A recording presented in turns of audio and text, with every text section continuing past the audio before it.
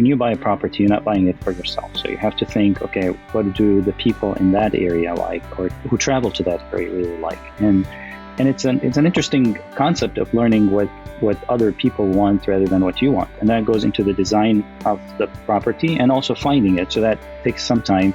And it took us some time to learn that skill, actually.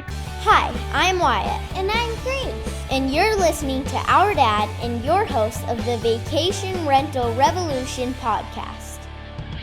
What's up, guys? Welcome to another episode of the Vacation Rental Revolution podcast. I'm your host, Sean Moore, and these are one of my favorite types of episodes where we get to interview and talk to successful short-term rental investors and talk about the good, the bad, and the ugly of their journey into short-term rental investing. And I've got Fadi Hussein on joining me today, and his wife, Rund, is not joining us, but they've dove into this game a little over a year ago, and we're going to start talking about their journey into short-term rentals. So, Fadi, thanks so much for joining me today.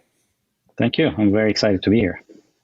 Awesome. We're excited to have you. And so I always like to start, Fadi, by just dialing back the clock a little bit. We're gonna kind of walk through your whole journey into this, what got you into short-term rentals. But tell us a little bit about your background, kind of what got you guys interested in it. And then as we start running down that road, we'll start really kind of piecing together some of the lessons learned along the way, some of the challenges that we had to overcome.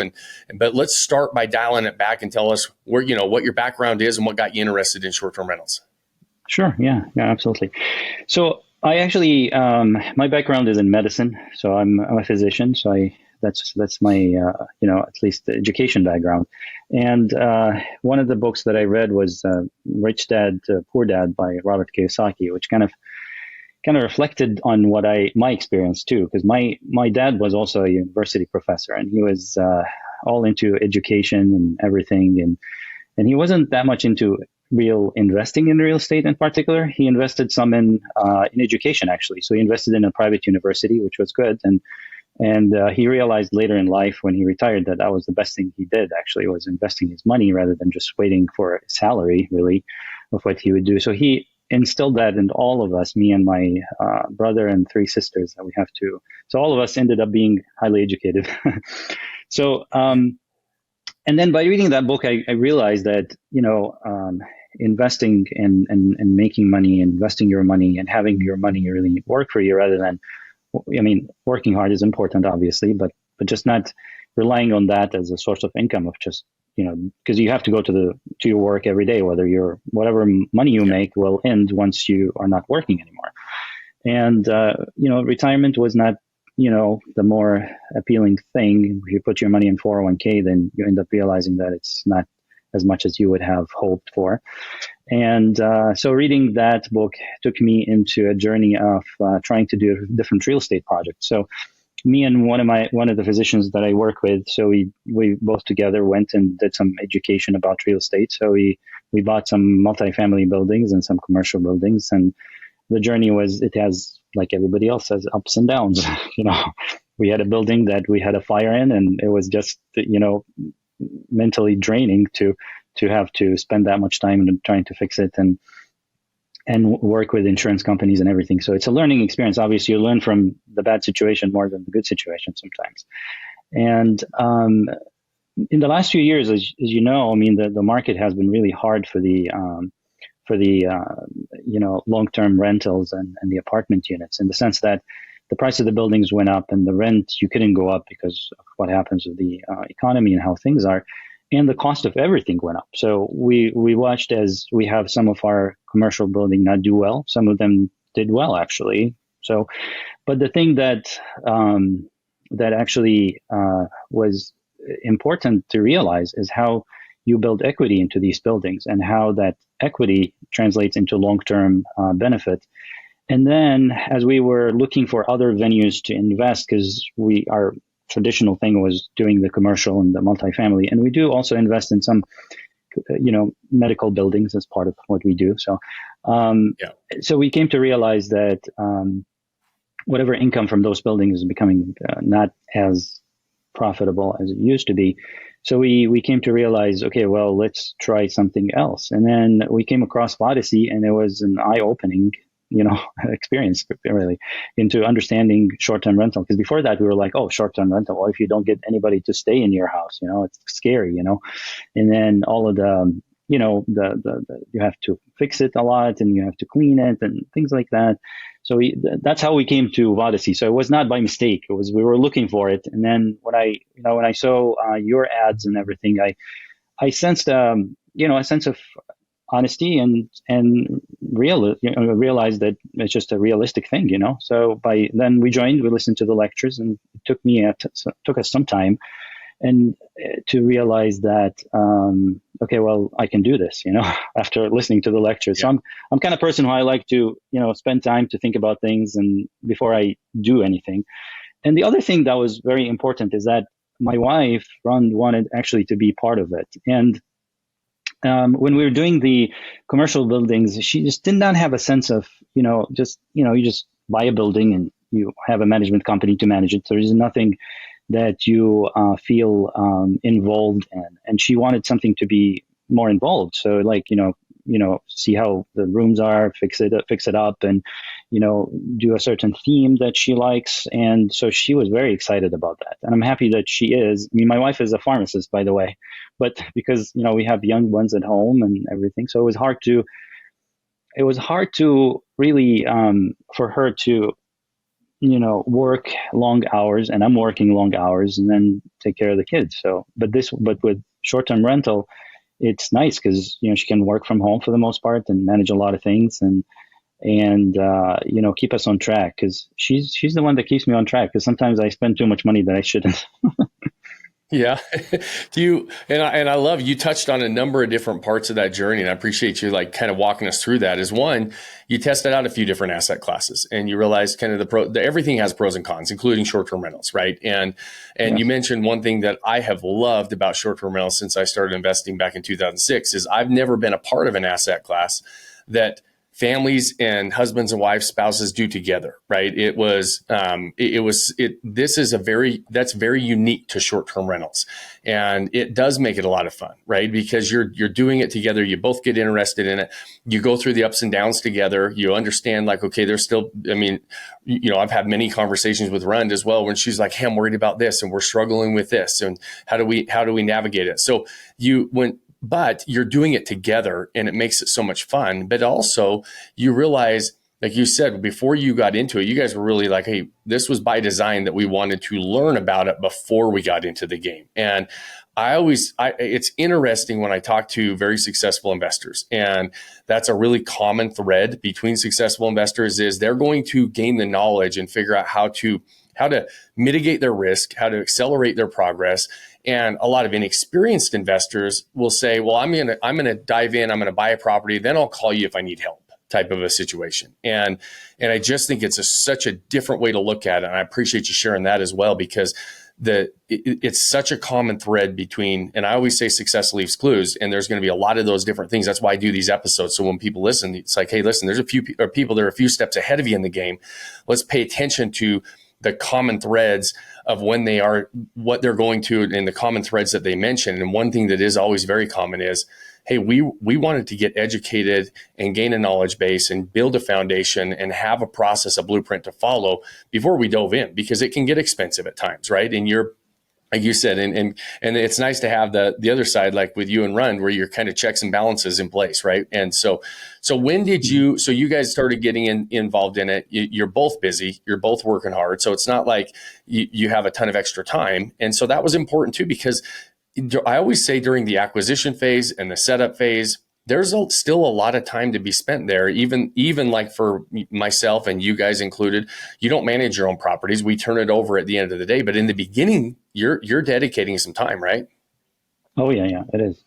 So the acquisition, the search for a property takes time, and it depends on many factors. The first one is, which I learned from Odyssey, is that when you buy a property, you're not buying it for yourself. So you have to think, okay, what do the people in that area like, or who travel to that area really like? And it's an interesting concept of learning what other people want rather than what you want. And that goes into the design of the property and also finding it. So that takes some time.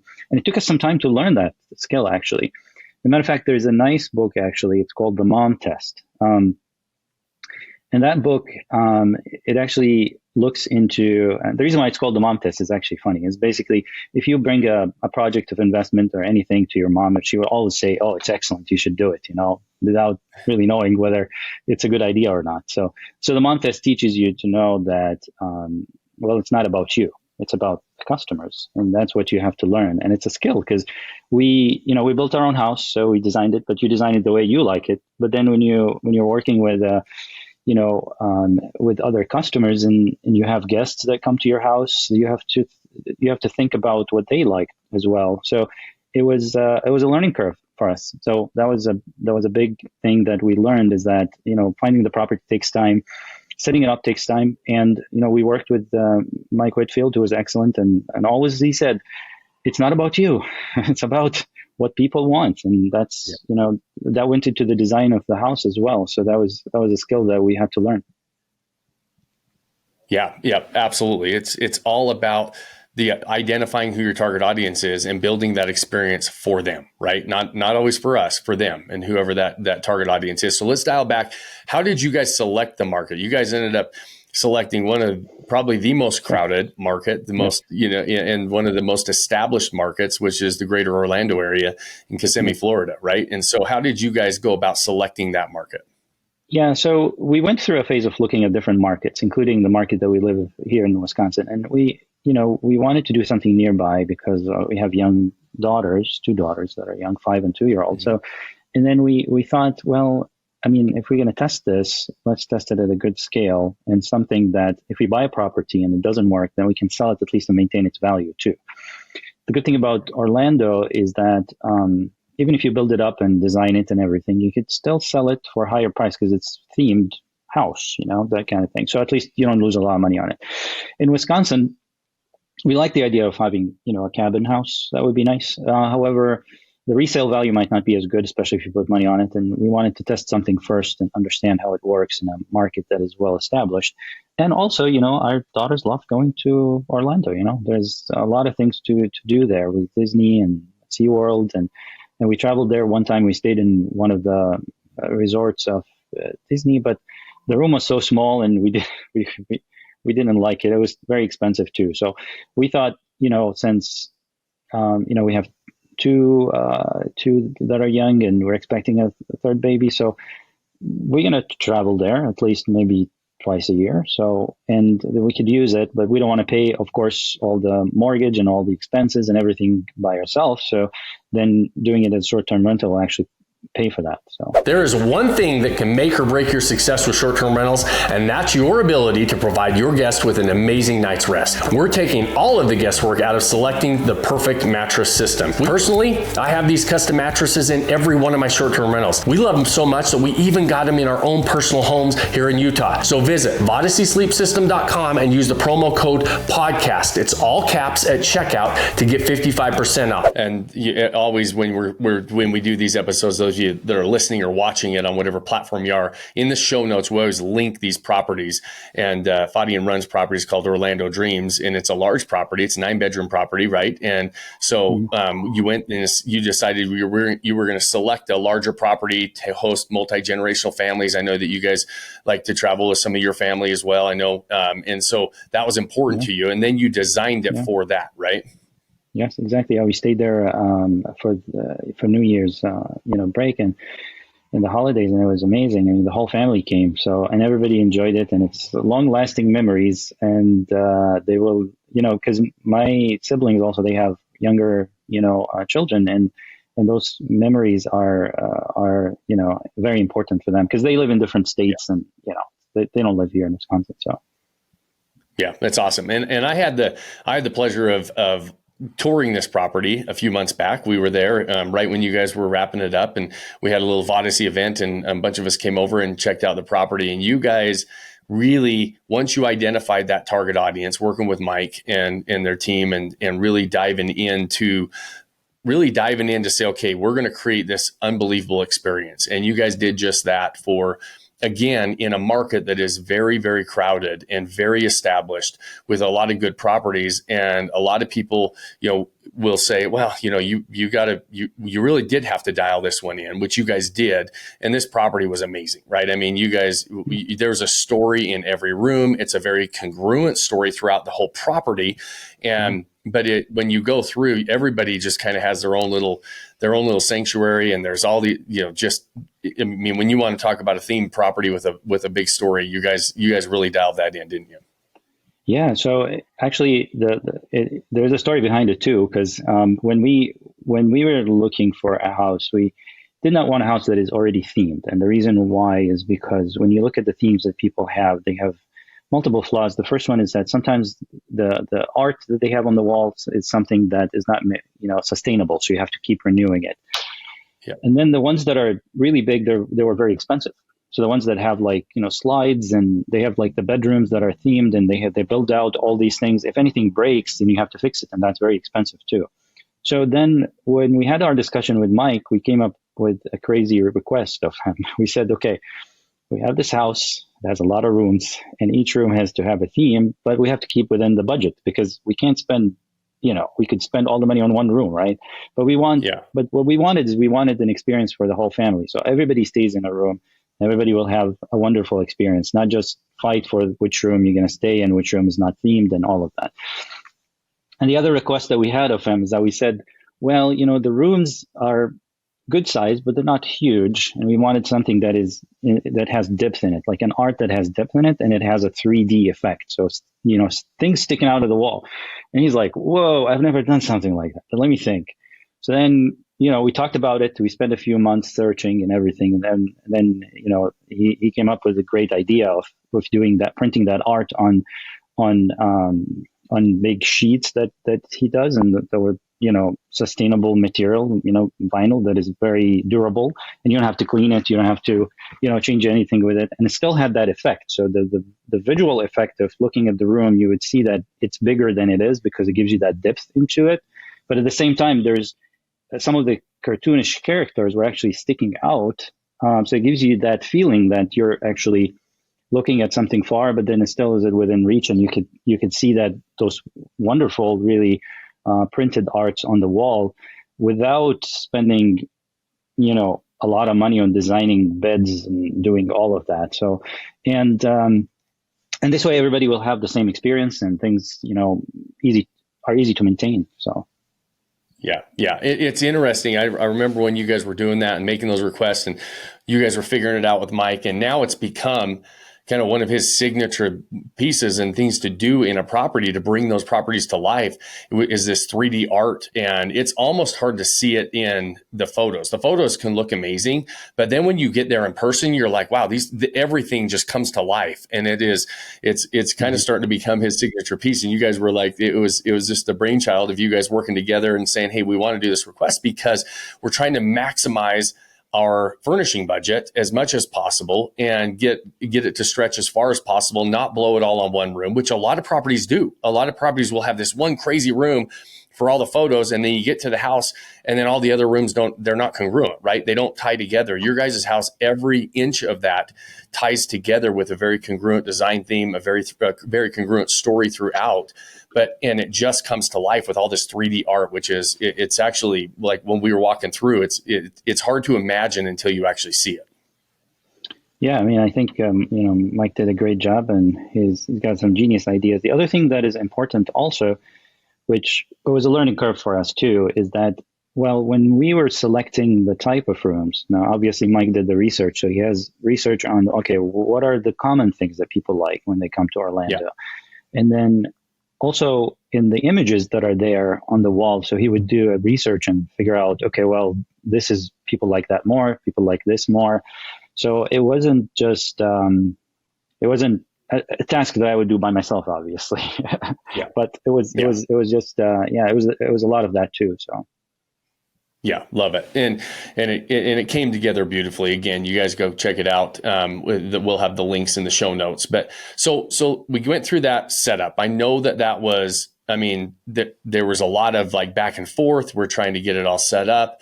timelines, as far as hitting your timelines, we had a very specific timeline because we had an event and we were like, we want to kind of showcase this, right? And so it was, I know we were like, Mike was in there the morning of the event, like finishing the last minute pieces. But I mean, because that was kind of a deadline, everything that was the original deadline, right? That you guys wanted to get it done and start launching. Yeah, no, I mean, they did it in a record time, really. I mean, it was amazing. I mean, the amount of, art we had, and we did some other things in the house. I mean, the carpet had, was dated and had some smell. So there's painting of the walls, nothing major, but there's a lot of things. And we actually did, also, a game room in the garage that was also a little bit of built there, but yeah, they did it in a timely fashion. So that was amazing. Yeah. And there was a tax play here too, right? We were trying to materially participate. We were trying to get it launched live, and we were trying to get it to where it was active and live by the end of 2023. And so this was all toward the end of the year, right? And we were trying to get everything stacked in and live. And so how did that all work? Did everything worked with material participation and getting it live on time and everything else? Oh, yeah. So, well, obviously we had, me and Ron were tracking all the material participants. I was going to talk about that. So that's another thing that is attractive to us, actually, in short-term rental, is the fact that, for tax purposes, me and Ron, because we're busy, we can't actually, reach that real estate status where you can actually, be a participant as a realtor and spend all that time and all these hours. Real estate professional. Yeah. Yes, that's what I was trying to remember. So then, with short-term rental, you can materially participate. And I actually, before starting this, I read the book. It's called The Tax Cure, and The Tax Cure is by Mike Pine and Tom Black, actually. And that's an interesting book that goes into taxes and how taxes really affect you, especially. And it's actually, this book was written for physicians, really, but it's good for everybody to read it because it has a lot of information about tax. And the other book that was actually good to read is A Tax-Free Wealth by Tom Wheelwright.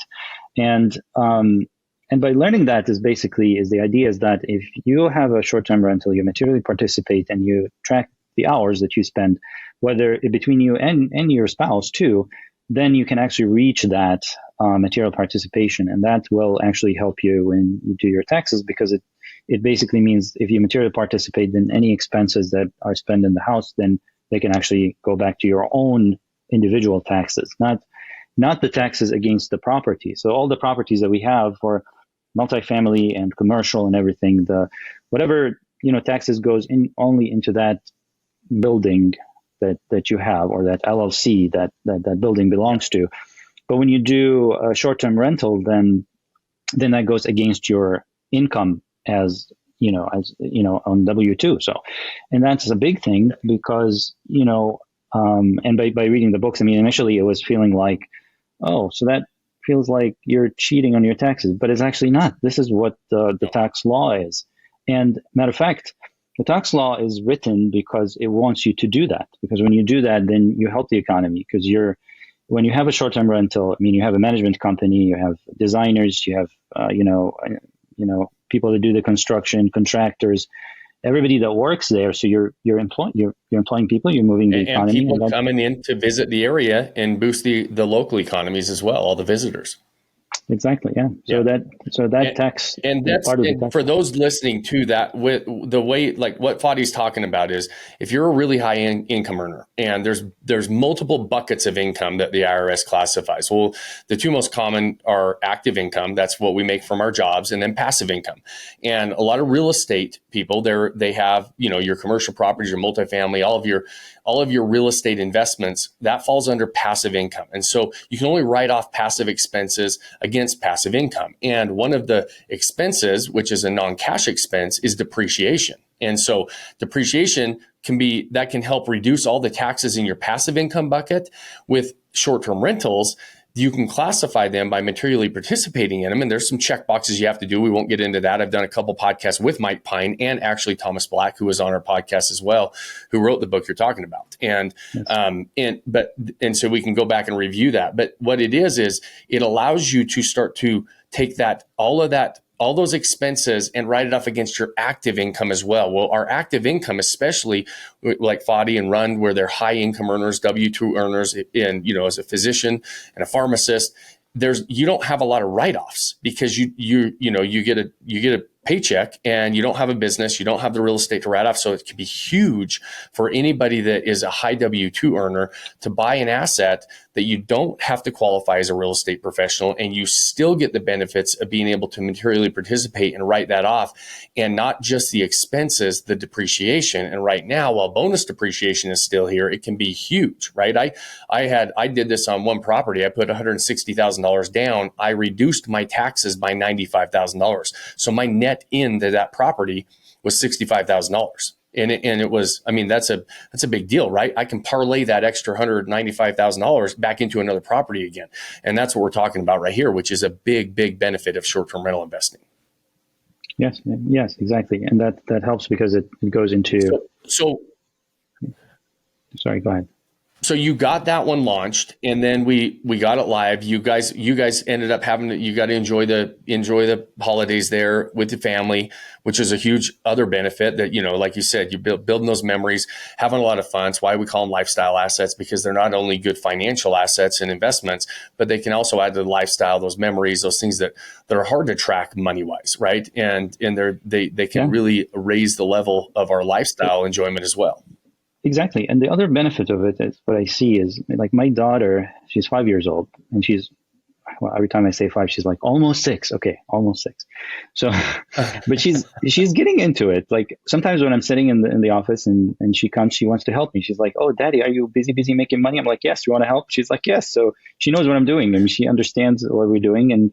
And that's a good learning experience for her. So, like, and in the future, when she's older and she can, help us with that, then she will, I'm sure she will enjoy it, because it's, it's a lifestyle asset. So we go to these houses, we see them, we stay there. And, so that's really, I've been bonding more with her now on that actually too. So, because she likes doing that too. It's funny. It's the main thing that my kids and I, like, we started, like when you say bonding with it, my kids get super involved in, because they're interested in it. It's fun, right? She stayed at the house. She knows what it is. It's not, she's able to experience what it is. Because she can experience it, she also gets interested in saying, let's do it again. Let's figure this out. And it's really, for me, growing up, we just don't get a lot of financial education through the school systems, right? And through the education system. We have to really go seek financial education out. And like one of the books, the Robert Kiyosaki, Rich Dad, Poor Dad, that's a foundational book of just understanding those different quadrants of making money and what you can do and how you can compound and how you can leverage all those different things. But we don't really get that in school. And when we can do it in front of our kids, and they can start to see it, and they can start to see, okay, well, this makes sense, but this doesn't, and here's why, and they start to learn it. It's crazy how fast they pick it up. I have twins that they'll be 13 this year, and last year they've gone through the entire Odyssey program. They fill out the pro formas. They send me properties. They find them on Zillow. They send me a pro forma. Dad, what do you think about this? But they're actually filling out the numbers at this stage and looking and saying, is it negative cash flow? Is it positive cash flow? They're not always correct. And so we go through it together and we correct them, but they're really getting interested in saying, let's partner on a property. And they're 12 years old, and it's a lot of fun to be able to see that. But what's really fun is that they're leveling up their financial, like that knowledge that's just not available in the school system. Oh yeah, absolutely. And I can tell you by driving in the physician lot in the hospital, you see all these cars with like $200,000 cars. I would never do something like that. I would invest my money in an STR or something. Not that I have a bad car. I have a good car, but I just, I see how physicians invest their money. They because they were not educated on that. So they make money. They see that they're making money now that they're young and everything, and they spend it or put it in stocks or something and have someone else, invest it for them and make the money. And and then you don't have that asset. Actually, the thing that I like about the short-term rental is, and you talk about that a lot, is having quality assets, and that's something important because when you're young, you still have some income coming from work and different sources. You can invest that into quality assets that in the future, when they're paid off, then you can actually live off of that. And because I invested in other buildings that I didn't like, and it's a lot of work. And in the beginning, on the numbers look nice, where you can make more money, but then you realize, well, it's a lot of work and it's not worth it, and you end up spending more money than you would think you would. But then, when you buy quality assets, especially in the short-term rental situation, then those assets, you build equity, and you can, in the future, you can sell them, you can keep them, So that's another benefit of doing that. And I'll tell you since we're talking about the decisions we make when of what we spend our active income on is going to be that, what you can really look at somebody and figure out, okay, what are they spending their active income on today? And if it's on a whole bunch of stuff and a whole bunch of really nice things, tomorrow they're not going to be living that life that they're hoping to live. If you take somebody and say, okay, they're taking their active income and buying investments, whether it's short-term rentals or otherwise, if they're investing it, they're going to have a better tomorrow. And the one thing that is, and I say this all the time, when I was early on, I was a spender, right? I would want to buy the boats. I would want to buy the big cars, and I want to do all this stuff. And I just would spend.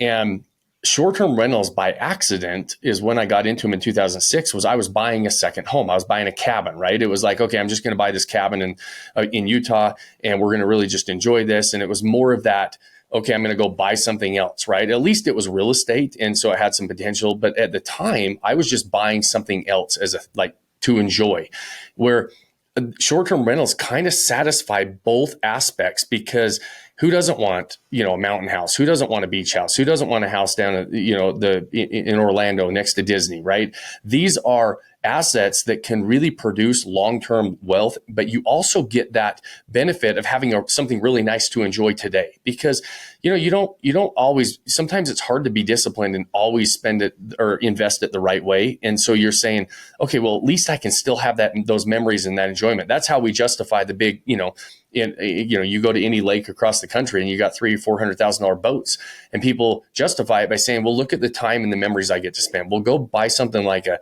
vacation home that you get to go buy, and it's a quality asset. And quality assets, that's just a concept that Warren Buffett always says. He said, anytime you always look for the avenue that you can buy the highest quality assets, and ultimately in the long run, you're always going to have a return on that investment. Yes, absolutely. And that takes me into one of my favorite topics to read about is psychology and psychology of money, actually. And it's actually quite interesting how people, think about money and justify their sometimes what they do with money and different things in life. So this book actually by Morgan Housel is called The Psychology of Money. Highly recommended for anybody who likes reading. And it's not, and I promise it's not like psychology, like deep, like medicine psychology. It's just, understanding of things and what people do in their life. And it's interesting to not that this book talk about that, but from the human brain has, three levels. And this is not going to be very boring, I promise. So it has a logical part of the brain, which is the outer part of the brain. It's called the cortex. And then there's a limbic system, which is the emotional. And then there's the reptile part of the brain, which is the brainstem. And basically what happens with most people is that the emotions sometimes can be overwhelming, that it overcomes your logical thinking. And then you start, trying to make sense of your emotions in a way, and trying to justify why would you do things not based on logic, but just based on emotions. And I completely agree with you. I think the short-term, rental is logical because it really is a good asset to have. It produces income, and you could buy it for cash flow. You could buy it for building equity in the future. So you could, decide what you want to do. And at the same time, is a lifestyle asset that will make your family happy. And you're not, buying something like a car or a boat, and next day after you buy it, it will depreciate like crazy, and and it will go, and it doesn't offer you any tax benefits or anything. And there's a joy for doing that, maybe a short term joy, but not a long term with what you have with the long term rentals. Actually, if you also psychology actually looks at what makes people happy and experience. And it's not material ownership of things. It's basically going on a trip with the family, memories that you build with that. And the short-term rental has all of that. So. Yeah, it's so true. And I have not actually read that book. Somebody else recommended that very recently, last week. Somebody told me to go get that book. So this is my sign that I need to go get it. So okay. I love understanding those different things, but you're exactly right. We always justify whatever decision we make, right? And you can almost as human beings, we're very good at justifying whatever decision there is. And so we have to kind of let that logical brain, sometimes guide us a little bit to make some good decisions, but we're going to justify emotionally any of those decisions, good, bad, or otherwise, right? And so we have to, it is nice to be aware of the psychology of how we actually do operate and where when I was buying that cabin in the beginning, turned it into a short-term rental, I didn't really realize why I was staying so interested in that asset class, but I was younger, right? And I was still in that stage where I thought, hey, I don't really need to worry about investing, today, because I've been investing in real estate for 24 years, but a lot of it was short-term investments. They were development deals, build jobs, fix and flips. And I did never really think about stacking those assets for the long term because I just thought, I'll do that tomorrow. I'm in my 20s, I'm in early 30s, and I'll do it tomorrow. I need to worry about it right then.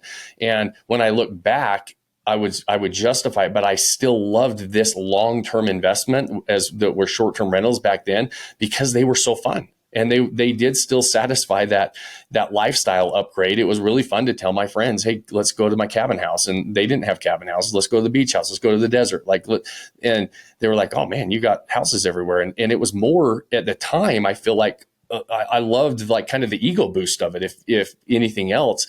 And then I realized it was the psychology of that back then that kept me interested enough. And now as I've gotten older and stuff, I realize, I try to always look back and analyze everything we're doing. And I look at it and say, well, thank goodness that was there. Thank goodness the psychology was how our brains are built was there, because I might not have ever, got into anything that kept me as interested. Yeah, no, absolutely. And I like the start of the Odyssey class as an education, that when you start talking about peeling the onion and getting to the core of why you're really doing this.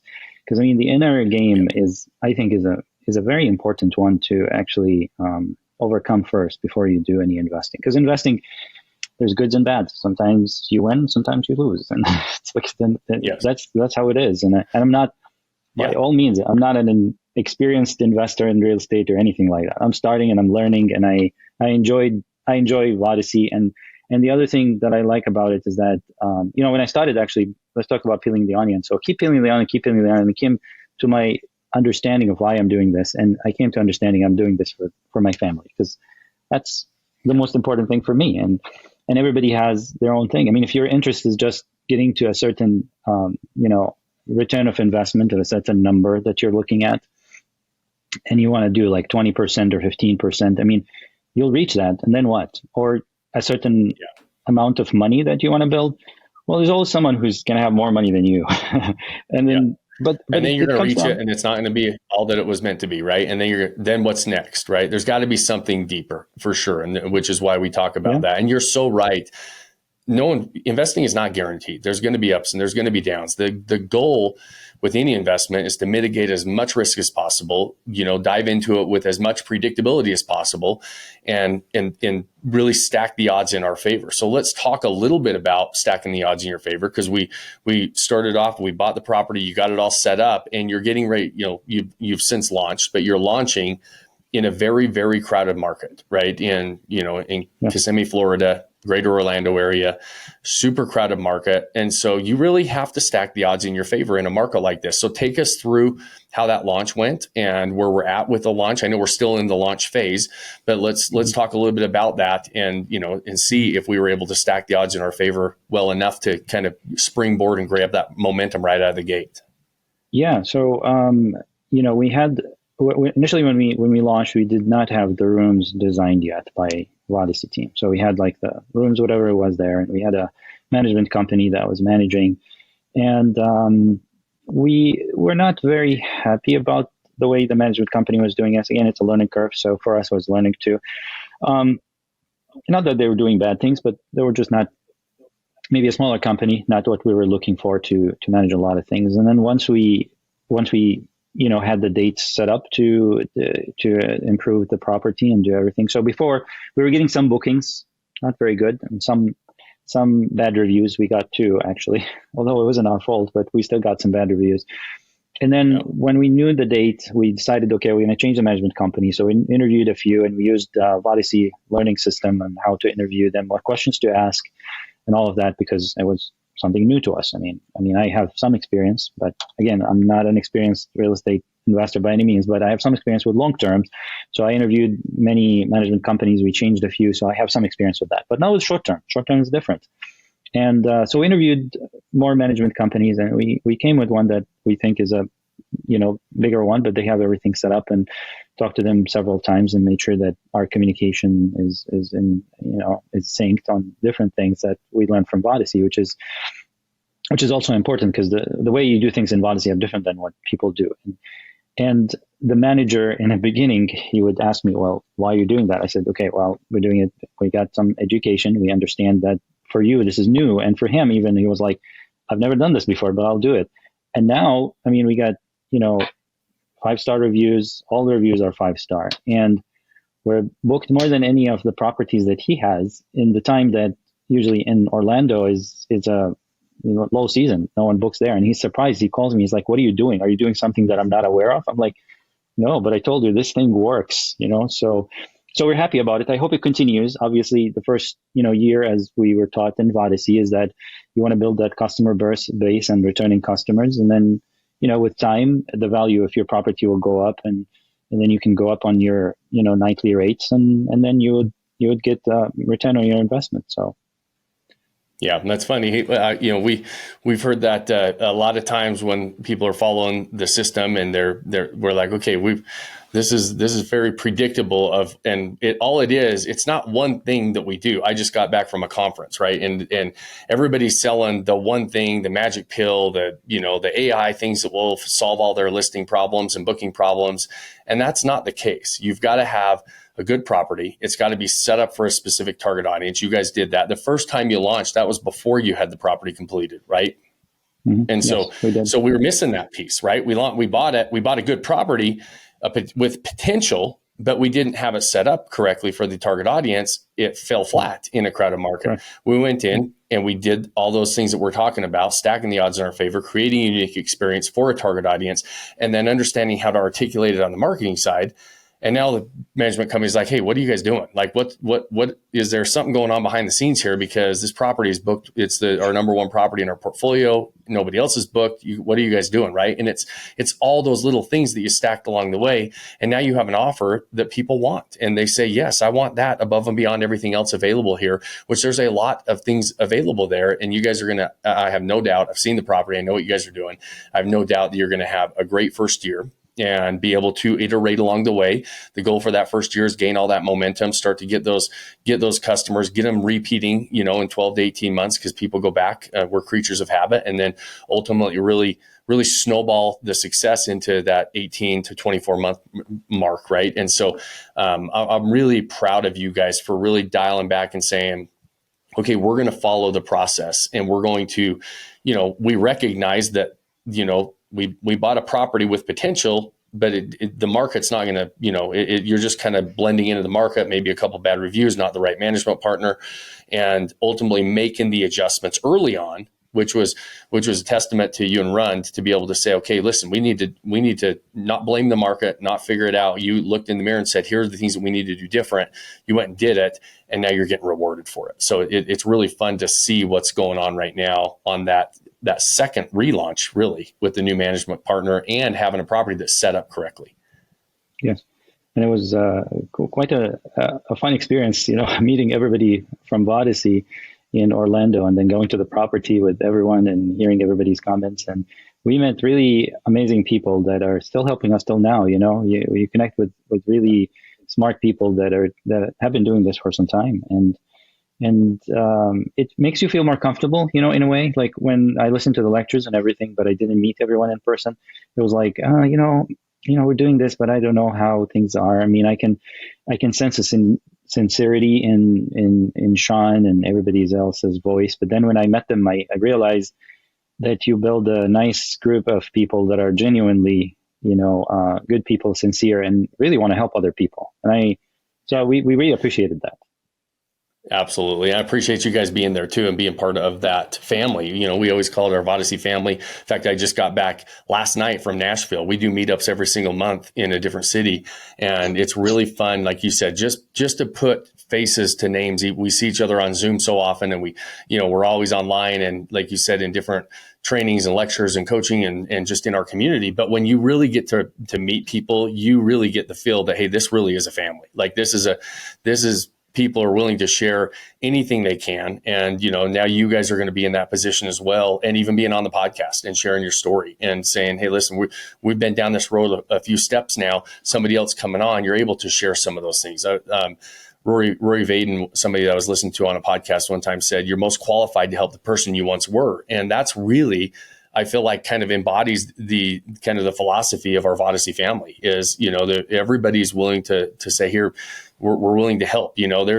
I can't help you avoid that dragon around that corner, but I can tell you I fought it last week and I know how to kill it, right? And so we're gonna show you how to do it instead of having to see that dragon the first time and figure it out on your own. And so, and I love getting together with our family, the Vodyssey family, and just saying, hey, listen, here's what's going on, and it keeps everybody kind of in tune of what's going on in the industry as well, right? You guys launched this property the end of 2023 and rolling in, we're the beginning of 2024 right now, and in a market that a lot of people are struggling in, and a market that they haven't dialed in all those things. And so, and again, success leaves clues, you guys. If you're listening or watching on a platform, go pay attention to the listing and how it's set up and what we're doing, and how Fadi and Rund have set this property up for success, and dialing in the right management partners, dialing in the right target audience, how to articulate that, bringing in the right designers, figuring out how to articulate it with their photos.